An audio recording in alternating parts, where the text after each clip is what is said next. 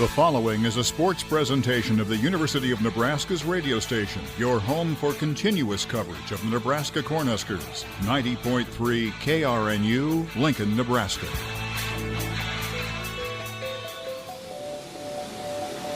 A fan's greatest sacrifice is waiting.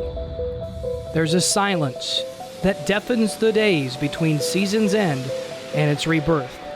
No black shirts, no red balloons, no tunnel walk, no Husker game days. The annual hiatus is over. College football is back.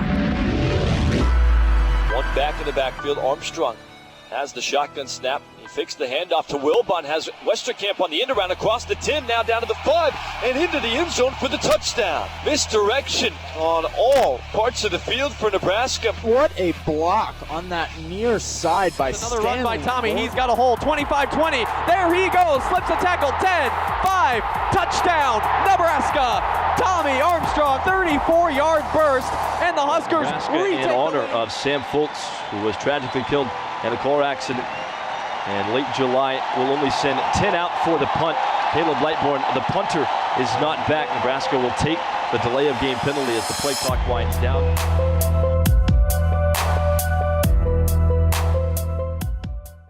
I'm Kellen Avikin, and this is Husker Coutdown. The rise to glory has been paused for over 2 decades. From one conference to another, from one coach to another, and from old rivals to new rivals, the faint taste of national dominance still lingers. But the wait is ongoing. Third-year head coach Mike Riley looks to ignite the program by deafening critics and generate a new era of greatness. This season, a host of changes bring new hope. The firing of Bruce Reed and Mark Banker gave Husker fans a sign of Riley's itch to be successful. The first step came when Riley hired former UConn coach and Notre Dame defensive coordinator Bob Diaco. Riley needed a spark, and he found it in his guy. I just had a lot of fun. I think he's a teacher, very motivating to listen to, just as a coach there with him. So, coupled with his history as a coach and that interview, it was pretty much a no-brainer for me. I think he'll be a great benefit to me. He's been a head coach. I love those guys that have that kind of experience and have had to sit there and put practice plans together and deal with the dynamics of the whole team. I think that experience will be helpful to our program in general, to all of our coaches, and to me specifically.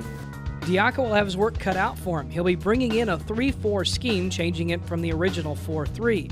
If revamping a stale defense wasn't hard enough, the Blackshirts are missing a key player. Chris Jones tore his MCL and is out 4 to 6 months. And let's not forget the competition the Blackshirts will have to stop. T.J. Barrett of Ohio State and Penn State's Trace McSorley, just to name a few. But Diaco remains steadfast in his approach, especially when it comes to the iconic tradition of Blackshirts. It's a really exciting tradition. It's pretty awesome that young people, young men in particular that we're talking about here, aspire to be, and their goal is to carry the burden of accountability and responsibility of defending the hopes and dreams of the team, the university, and the state of Nebraska. So that's pretty exciting, and that's how I see it. So if their goal was to get a shirt, then we're going to have a learning curve. If their goal was to take on the responsibility and accountability of defending the hopes and dreams of the team, the university, and the state. If not knowing what the defense will be like, it will be the same for the Husker offense. The Huskers will start Tulane transfer senior Tanner Lee. They replaced only 26% of last year's offensive production. It's time for Lee to either sink or swim in the sea of red. Welcome to Lincoln, Tanner Lee. I'm extremely ready, extremely excited. It's been a long time since I've been out there in some live action. I missed that. I've been doing a lot of practicing the past couple years, and just thinking back on, where I was when I ended my career at Tulane, and not knowing where I was going to be, and then to be in the position I am now, I feel extremely, humbled and lucky and blessed for that, and I'm just extremely ready to finally get back to playing football. The host of challenges has Riley approaching diversity with positivity, but the same questions loom over the program. Subpar finishes, no conference championships in 15 or more years, and inconsistency remains in all facets of the game, and this doesn't give the 2017 campaign much hope. But sometimes change powers the end of waiting. It's time to dust off the seats, grab the scarlet and cream face paint, and bask in the magic of college football.